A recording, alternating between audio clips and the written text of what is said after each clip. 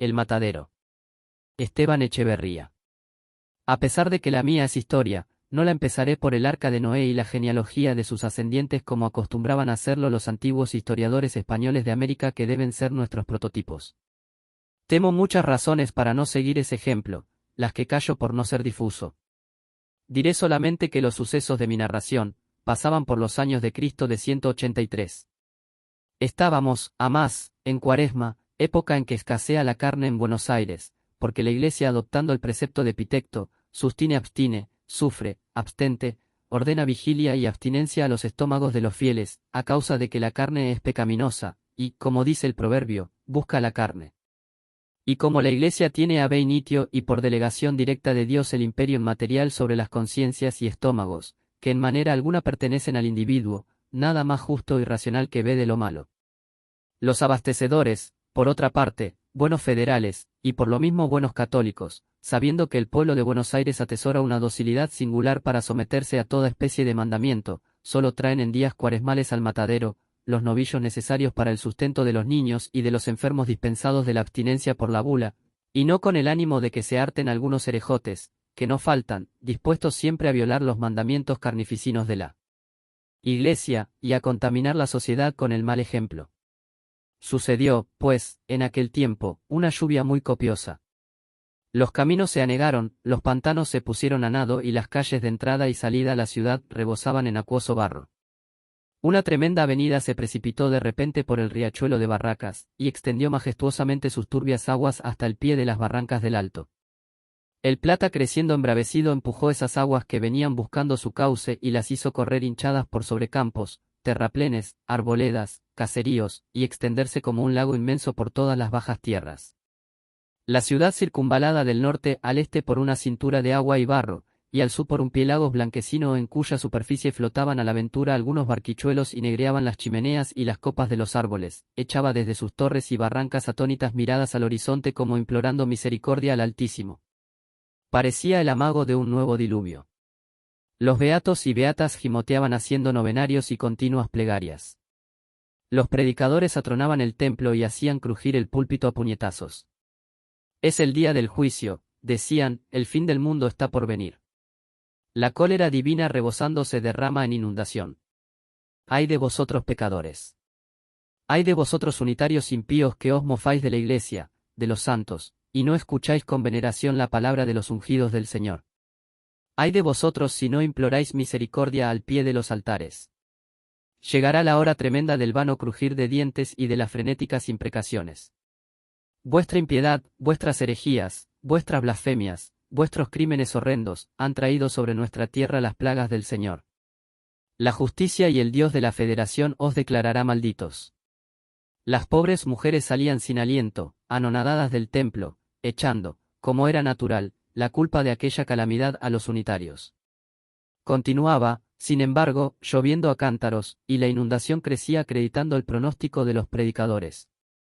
Las campanas comenzaron a tocar rogativas por orden del muy católico restaurador, quien parece no las tenía todas consigo. Los libertinos, los incrédulos, es decir, los unitarios, empezaron a amedrentarse al ver tanta cara compungida, oír tanta batahola de imprecaciones. Se hablaba ya como de cosa resuelta de una procesión en que debía ir toda la población descalza y a cráneo descubierto, acompañando al Altísimo, llevado bajo palio por el obispo, hasta la barranca de Balcarce, donde millares de voces conjurando al demonio unitario de la inundación, debían implorar la misericordia divina. Feliz, o mejor, desgraciadamente, pues la cosa habría sido de verse, no tuvo efecto la ceremonia, porque bajando el Plata, la inundación se fue poco a poco escurriendo en su inmenso lecho sin necesidad de conjuro ni plegarias.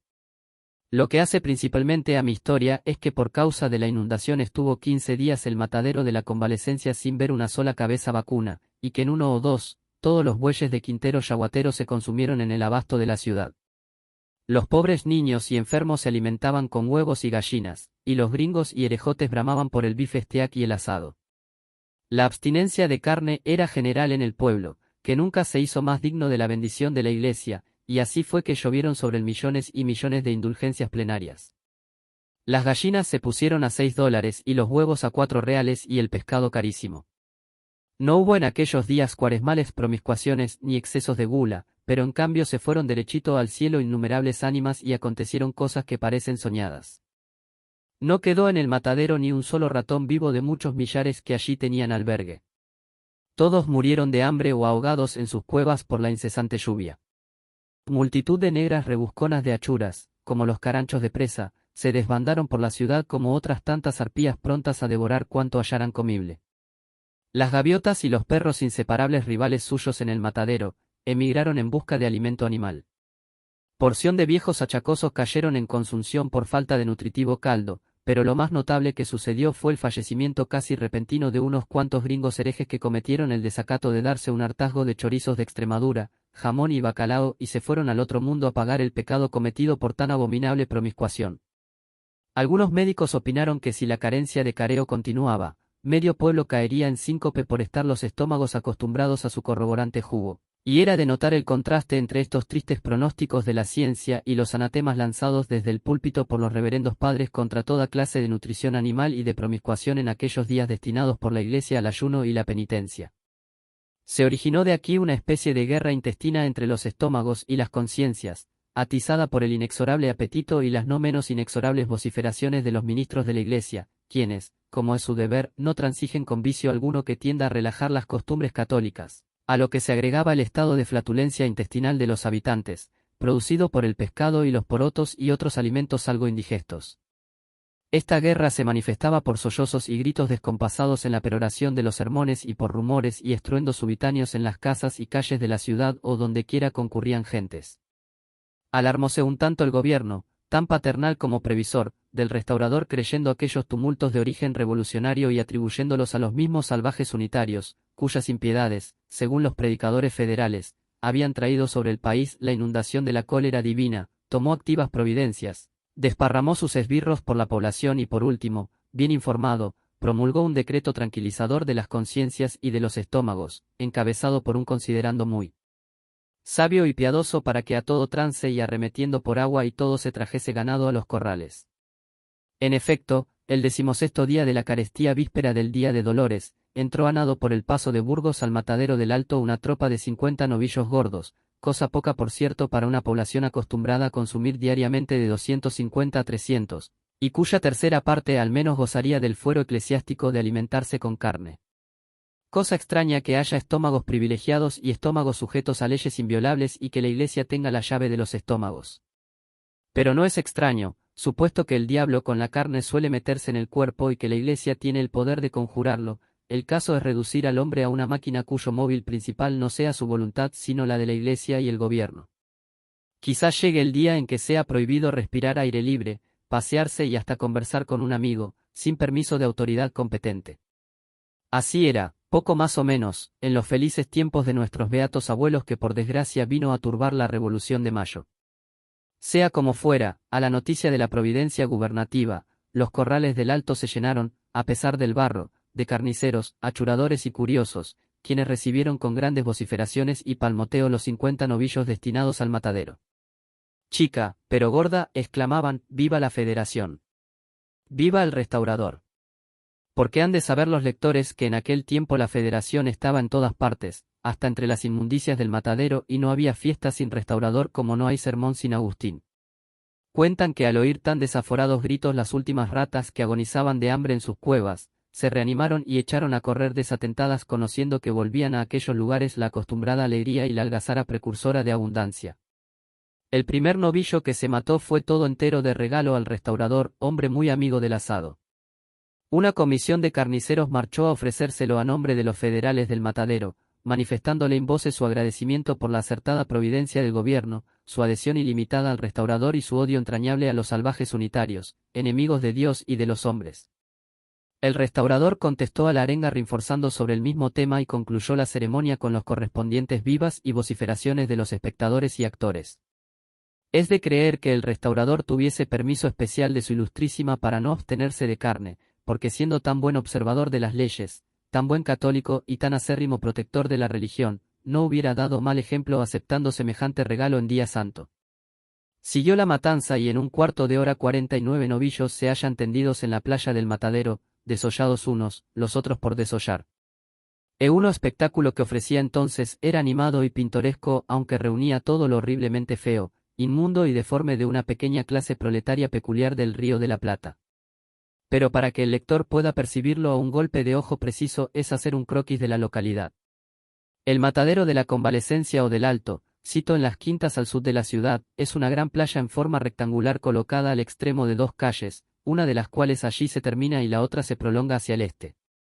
Esta playa con declive al sur, está cortada por un zanjón labrado por la corriente de las aguas pluviales, en cuyos bordes laterales se muestran innumerables cuevas de ratones y cuyo cauce, recoge en tiempo de lluvia, toda la sangraza seca o reciente del matadero. En la junción del ángulo recto hacia el oeste está lo que llaman la casilla, edificio bajo, de 3 piezas de media agua con corredor al frente que da a la calle y palenque para atar caballos, a cuya espalda se notan varios corrales de palo a pique de ñandubay con sus fornidas puertas para encerrar el ganado.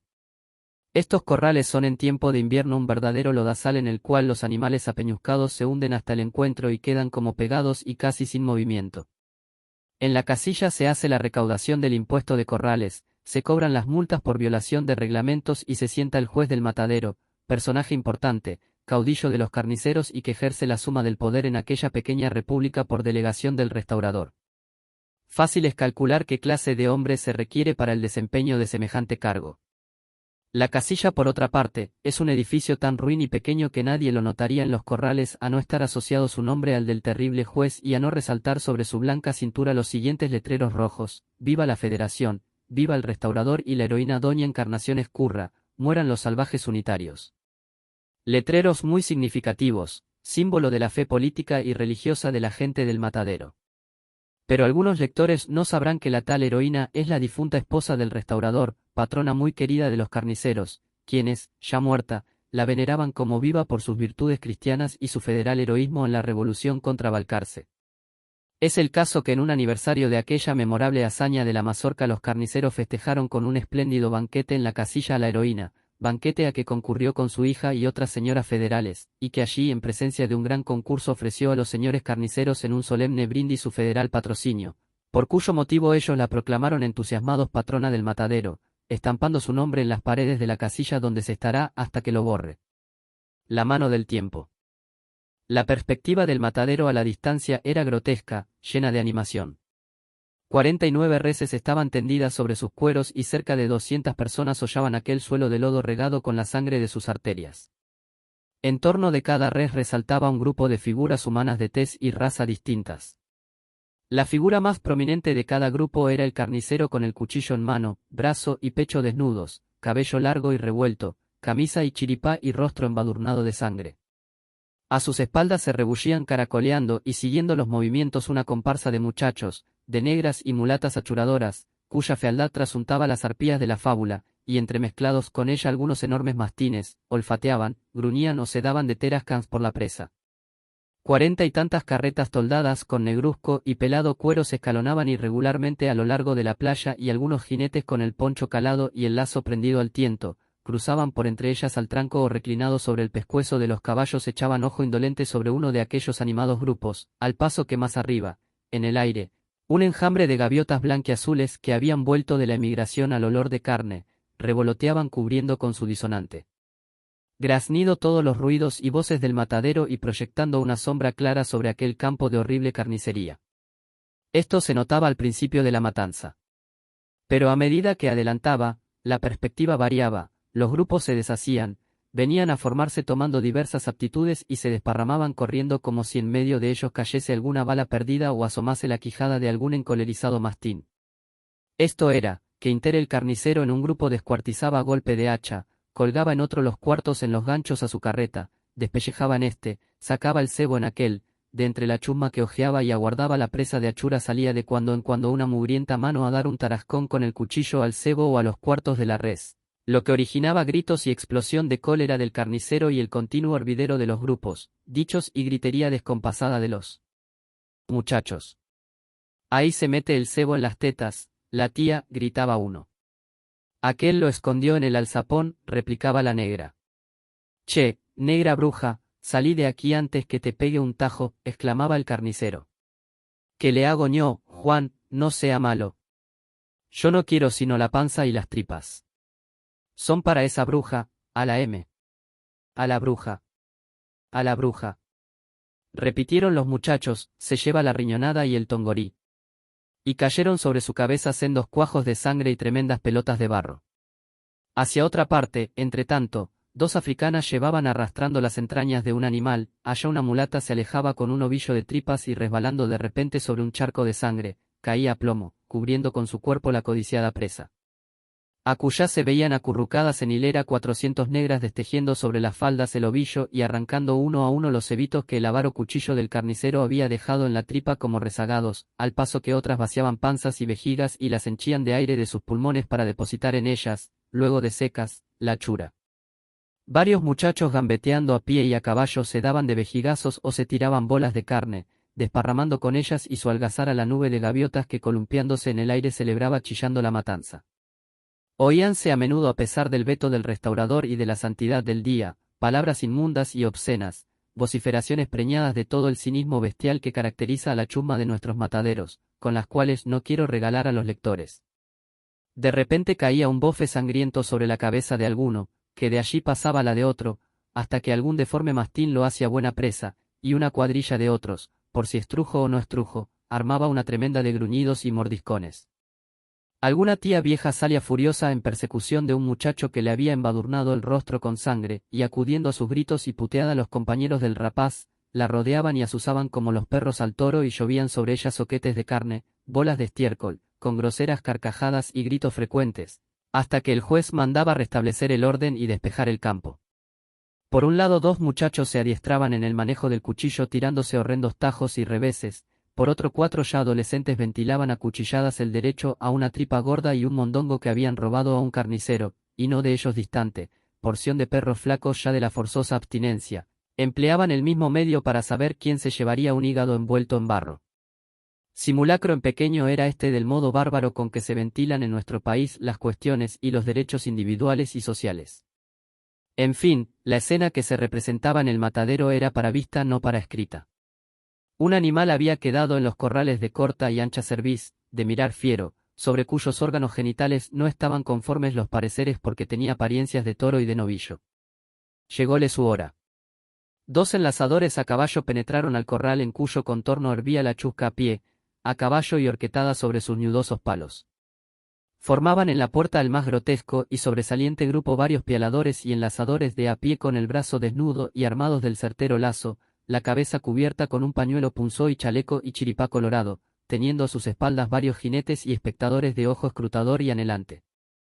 El animal prendido ya al lazo por las astas, bramaba echando espuma furibundo y no había demonio que lo hiciera salir del pegajoso barro donde estaba como clavado y era imposible pialarlo.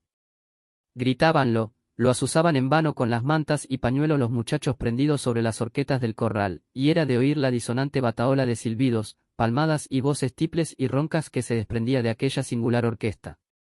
Los dicharachos, las exclamaciones chistosas y obscenas rodaban de boca en boca y cada cual hacía alarde espontáneamente de su ingenio y de su agudeza excitado por el espectáculo o picado por el aguijón de alguna lengua locuaz. Y de P, en el toro. Al diablo los tarunos del azul. Mal haya el tropero que nos da gato por liebre. Si es novillo. ¿No está viendo que es toro viejo? Como toro le ha de quedar. Muéstremelo sé, si le parece, ahí los tiene entre las piernas. No los ve, amigo, más grandes que la cabeza de su castaño, o se ha quedado ciego en el camino. Su madre sería la ciega, pues que tal hijo ha parido. ¿No ve que todo ese bulto es barro? Es emperrado y arisco como un unitario. Y al oír esta mágica palabra todos a una voz exclamaron, mueran los salvajes unitarios. Para el tuerto los H. Sí, para el tuerto, que es hombre de C, para pelear con los unitarios. El matahambre a Matasiete, degollador de unitarios. ¡Viva Matasiete! A Matasiete el matahambre. Allá va, gritó una voz ronca interrumpiendo aquellos desahogos de la cobardía feroz. Allá va el toro. Alerta. Guarda los de la puerta. Allá va furioso como un demonio. Y en efecto, el animal acosado por los gritos y sobre todo por dos picanas agudas que le espoleaban la cola, sintiendo flojo el lazo, arremetió bufando a la puerta, lanzando a entrambos lados una rojiza y fosfórica mirada. Diole el tirón el enlazador sentando su caballo, desprendió el lazo de la asta, crujió por el aire un áspero zumbido y al mismo tiempo se vio rodar desde lo alto de una horqueta del corral, como si un golpe de hacha lo hubiese dividido a cercén una cabeza de niño cuyo tronco permaneció inmóvil sobre su caballo de palo, lanzando por cada arteria un largo chorro de sangre. Se cortó el lazo, gritaron unos, allá va el toro, pero otros deslumbrados y atónitos guardaron silencio porque todo fue como un relámpago. Desparramóse un tanto el grupo de la puerta. Una parte se agolpó sobre la cabeza y el cadáver palpitante del muchacho degollado por el lazo, manifestando horror en su atónito semblante, y la otra parte compuesta de jinetes que no vieron la catástrofe se escurrió en distintas direcciones en pos del toro, vociferando y gritando, allá va el toro. Atajen. Guarda. Enlaza, 7 pelos. Que te agarra, botija. Ya furioso, no se le pongan delante. Ataja, ataja morado. Dele espuela al mancarrón. Ya se metió en la calle sola. Que lo ataje el diablo. El tropel y vocería era infernal. Unas cuantas negras achuradoras sentadas en hilera al borde del zanjón oyendo el tumulto se acogieron y agazaparon entre las panzas y tripas que desenredaban y devanaban con la paciencia de Penélope, lo que sin duda la salvó porque el animal lanzó al mirarlos un bufido aterrador, dio un brinco sesgado y siguió adelante perseguido por los jinetes. Cuentan que una de ellas se fue de cámaras, otra rezó 10 salves en 2 minutos, y 2 prometieron a San Benito no volver jamás a aquellos malditos corrales y abandonar el oficio de achuradoras. No se sabe si cumplieron la promesa. El toro entretanto tomó hacia la ciudad por una larga y angosta calle que parte de la punta más aguda del rectángulo anteriormente descripto, calle encerrada por una zanja y un cerco de tunas, que llaman soles por no tener más de 2 casas laterales y en cuyo aposado centro había un profundo pantano que tomaba de zanja a zanja. Cierto inglés, de vuelta de su saladero vadeaba este pantano a la sazón, paso a paso en un caballo algo arisco, y sin duda iba tan absorto en sus cálculos que no oyó el tropel de jinetes ni la gritería sino cuando el toro arremetía al pantano.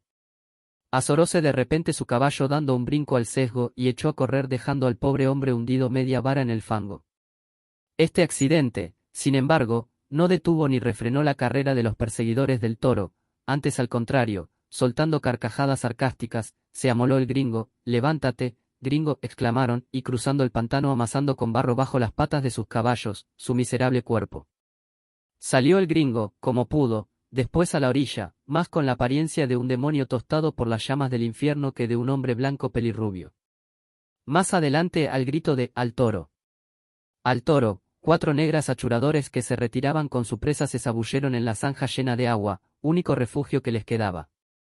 El animal, entretanto, después de haber corrido unas 20 cuadras en distintas direcciones azorando con su presencia a todo viviente se metió por la tranquera de una quinta donde halló su perdición. Aunque cansado, manifestaba bríos y colérico ceño, pero rodeábalo una zanja profunda y un tupido cerco de pitas, y no había escape.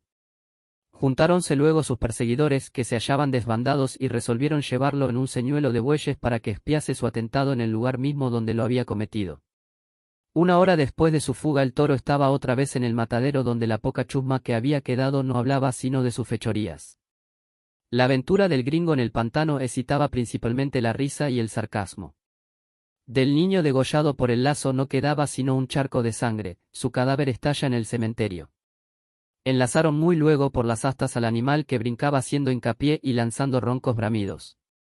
Echáronle 1, 2, 3 piales, pero infructuosos, al cuarto quedó prendido de una pata, su brío y su furia redoblaron, su lengua estirándose convulsiva arrojaba espuma, su nariz humo, sus ojos miradas encendidas, desgarreten ese animal, exclamó una voz imperiosa. Matasiete se tiró al punto del caballo, cortóle el garrón de una cuchillada y gambeteando en torno de él con su enorme daga en mano, se la hundió al cabo hasta el puño en la garganta mostrándola enseguida humeante y roja a los espectadores. Brotó un torrente de la herida, exhaló algunos bramidos roncos, vaciló y cayó el soberbio animal entre los gritos de la chusma que proclamaba a Matasiete vencedor y le adjudicaba en premio el matambre. Matasiete extendió, como orgulloso, por segunda vez el brazo y el cuchillo ensangrentado y se agachó a desollarle con otros compañeros. Faltaba que resolver la duda sobre los órganos genitales del muerto clasificado provisoriamente de toro por su indomable fiereza, pero estaban todos tan fatigados de la larga tarea que la echaron por lo pronto en olvido. Más de repente una voz ruda exclamó, «Aquí están los huevos», sacando de la barriga del animal y mostrando a los espectadores 2 enormes testículos, signo inequívoco de su dignidad de toro. La risa y la charla fue grande, todos los incidentes desgraciados pudieron fácilmente explicarse. Un toro en el matadero era cosa muy rara, y aún vedada.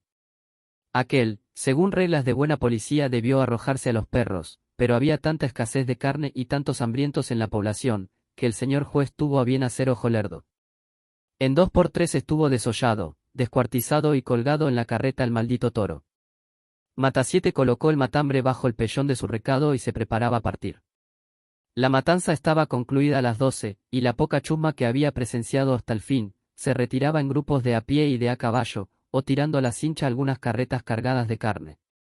Más de repente la ronca voz de un carnicero gritó: «Allí viene un unitario», y al oír tan significativa palabra toda aquella chusma se detuvo como herida de una impresión subitánea. No le ven la patilla en forma de U. No trae divisa en el fraque ni luto en el sombrero. Perro unitario. Es un cajetilla. Monta en silla como los gringos. La mazorca con él. La tijera. Es preciso sobarlo. Trae pistoleras por pintar. Todos estos cajetillas unitarios son pintores como el diablo. ¿A que no te le animas, Matasiete? ¿A que no? ¿A que sí? Matasiete era hombre de pocas palabras y de mucha acción. Tratándose de violencia, de agilidad, de destreza en el hacha, el cuchillo o el caballo, no hablaba y obraba. Lo habían picado, prendió la espuela a su caballo y se lanzó a brida suelta al encuentro del unitario. Era un joven como de 25 años de gallarda y bien apuesta persona que mientras salían en borbotón de aquellas desaforadas bocas las anteriores exclamaciones trotaba hacia barracas, muy ajeno de temer peligro alguno. Notando empero, las significativas miradas de aquel grupo de dogos de matadero, echa maquinalmente la diestra sobre las pistoleras de su silla inglesa, cuando una pechada al sesgo del caballo de Matasiete lo arroja de los lomos del suyo tendiéndolo a la distancia boca arriba y sin movimiento alguno. ¡Viva Matasiete!, exclamó toda aquella chusma cayendo en tropel sobre la víctima como los caranchos rapaces sobre la osamenta de un buey devorado por el tigre. Atolondrado todavía el joven fue, lanzando una mirada de fuego sobre aquellos hombres feroces, hacia su caballo que permanecía inmóvil no muy distante a buscar en sus pistolas el desagravio y la venganza. Matasiete dando un salto le salió al encuentro y con fornido brazo haciéndolo de la corbata lo tendió en el suelo tirando al mismo tiempo la daga de la cintura y llevándola a su garganta. Una tremenda carcajada y un nuevo viva extertorio volvió a victoriarlo. ¡Qué nobleza de alma! ¡Qué bravura en los federales, siempre en pandilla cayendo como buitres sobre la víctima inerte! Degúéllalo, Matasiete quiso sacar las pistolas. Degúéllalo como al toro. Pícaro unitario. Es preciso tuzarlo. Tiene buen pescuezo para el violín. Tócale el violín. Mejor es resbalosa. Probemos, dijo Matasiete y empezó sonriendo a pasar el filo de su daga por la garganta del caído, mientras con la rodilla izquierda le comprimía el pecho y con la siniestra mano le sujetaba por los cabellos. No, no le degüellen, exclamó de lejos la voz imponente del juez del matadero que se acercaba a caballo. A la casilla con él, a la casilla. Preparen la mazorca y las tijeras. Mueran los salvajes unitarios. ¡Viva el restaurador de las leyes! ¡Viva Matasiete! ¡Mueran! ¡Vivan!, repitieron en coro los espectadores y atándole codo con codo, entre moquetes y tirones, entre vociferaciones e injurias arrastraron al infeliz joven al banco del tormento como los sayones al Cristo. La sala de la casilla tenía en su centro una grande y fornida mesa de la cual no salían los vasos de bebida y los naipes sino para dar lugar a las ejecuciones y torturas de los sayones federales del matadero. Notábase además en un rincón otra mesa chica con recado de escribir y un cuaderno de apuntes y porción de sillas entre las que resaltaba un sillón de brazos destinado para el juez.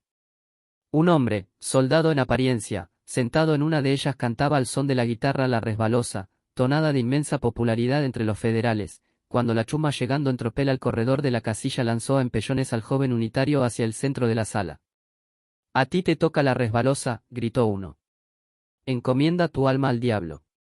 Está furioso como toro montarás. Ya le amansará el palo. Es preciso sobarlo. Por ahora verga y tijera. Si no, la vela. Mejor será la mazorca». «Silencio y sentarse», exclamó el juez dejándose caer sobre su sillón. Todos obedecieron, mientras el joven de pie encarando al juez exclamó con voz preñada de indignación. «Infames sayones, ¿qué intentan hacer de mí?» «Calma. dijo sonriendo el juez, no hay que encolerizarse. Ya lo verás. El joven, en efecto, estaba fuera de sí de cólera. Todo su cuerpo parecía estar en convulsión, su pálido y amoratado rostro, su voz, su labio trémulo, mostraban el movimiento convulsivo de su corazón, la agitación de sus nervios. Sus ojos de fuego parecían salirse de la órbita, su negro y lacio cabello se levantaba erizado. Su cuello desnudo y la pechera de su camisa dejaban entrever el latido violento de sus arterias y la respiración anhelante de sus pulmones. «Tiemblas», le dijo el juez. «De rabia, porque no puedo sofocarte entre mis brazos. ¿Tendrías fuerza y valor para eso? Tengo de sobra voluntad y coraje para ti, infame. A ver las tijeras de tuzar mi caballo, túcenlo a la federala». 2 hombres le asieron, vino de la ligadura del brazo, otro de la cabeza y en un minuto cortáronle la patilla que poblaba toda su barba por bajo, con risa estrepitosa de sus espectadores. «A ver», dijo el juez, «un vaso de agua para que se refresque». «Uno de hiel te haría yo beber, infame». Un negro petizo púsosele al punto delante con un vaso de agua en la mano. Diole el joven un puntapié en el brazo y el vaso fue a estrellarse en el techo salpicando el asombrado rostro de los espectadores. «Este es incorregible. Ya lo domaremos». «Silencio», dijo el juez, «ya estás afeitado a la federala, solo te falta el bigote. Cuidado con olvidarlo. Ahora vamos a cuentas. ¿Por qué no traes divisa?» «Porque no quiero». «No sabes que lo manda el restaurador. La librea es para vosotros, esclavos, no para los hombres libres. A los libres se les hace llevar a la fuerza». «Sí, la fuerza y la violencia bestial. Esas son vuestras armas, infames. El lobo, el tigre, la pantera también son fuertes como vosotros. Deberíais andar como ellas en 4 patas. ¿No temes que el tigre te despedace? Lo prefiero a que maniatado me arranquen como el cuervo, una a una las entrañas. ¿Por qué no llevas luto en el sombrero por la heroína? Porque lo llevo en el corazón por la patria que vosotros habéis asesinado, infames. ¿No sabes que así lo dispuso el restaurador? Lo dispusisteis vosotros, esclavos, para lisonjear el orgullo de vuestro señor y tributarle vasallaje infame. Insolente. Te has embravecido mucho. Te haré cortar la lengua si chistas. Abajo los calzones a ese mentecato cajetilla y a nalga pelada denle verga, bien atado sobre la mesa. Apenas articuló esto el juez, 4 sayones salpicados de sangre, suspendieron al joven y lo tendieron largo a largo sobre la mesa comprimiéndole todos sus miembros. «Primero degollarme que desnudarme, infame canalla». Atáronle un pañuelo por la boca y empezaron a tironear sus vestidos. Encogíase el joven, pateaba, hacía rechinar los dientes. Tomaban ora sus miembros la flexibilidad del junco, ora la dureza del fierro y su espina dorsal era el eje de un movimiento parecido al de la serpiente. Gotas de sudor fluían por su rostro grandes como perlas, echaban fuego sus pupilas, su boca espuma, y las venas de su cuello y frente negreaban en relieve sobre su blanco cutis como si estuvieran repletas de sangre. «Átenlo primero», exclamó el juez. «Está rugiendo de rabia», articuló un sayón. En un momento liaron sus piernas en ángulo a los 4 pies de la mesa volcando su cuerpo boca abajo. Era preciso hacer igual operación con las manos, para lo cual soltaron las ataduras que las comprimían en la espalda. Sintiéndolas libres el joven, por un movimiento brusco en el cual pareció agotarse toda su fuerza y vitalidad, se incorporó primero sobre sus brazos, después sobre sus rodillas y se desplomó al momento murmurando, «Primero degollarme que desnudarme, infame canalla». Sus fuerzas se habían agotado, inmediatamente quedó atado en cruz y empezaron la obra de desnudarlo. Entonces un torrente de sangre brotó borbolloneando de la boca y las narices del joven y extendiéndose empezó a caer a chorros por entrambos lados de la mesa. Los sayones quedaron inmóviles y los espectadores estupefactos. «Reventó de rabia el salvaje unitario», dijo uno. «Tenía un río de sangre en las venas», articuló otro. «Pobre diablo, queríamos únicamente divertirnos con él y tomó la cosa demasiado a lo serio», exclamó el juez frunciendo el ceño de tigre. «Es preciso dar parte, desátenlo y vamos». Verificaron la orden, echaron llave a la puerta y en un momento se escurrió la chusma en pos del caballo del juez cabizbajo y taciturno. Los federales habían dado fin a una de sus innumerables proezas. En aquel tiempo los carniceros degolladores del matadero eran los apóstoles que propagaban a verga y puñal la Federación Rosina, y no es difícil imaginarse qué federación saldría de sus cabezas y cuchillas. Llamaban ellos salvaje unitario, conforme a la jerga inventada por el restaurador, patrón de la cofradía, a todo el que no era degollador, carnicero, ni salvaje, ni ladrón, a todo hombre decente y de corazón bien puesto, a todo patriota ilustrado amigo de las luces y de la libertad, y por el suceso anterior puede verse a las claras que el foco de la federación estaba en el matadero. Fin.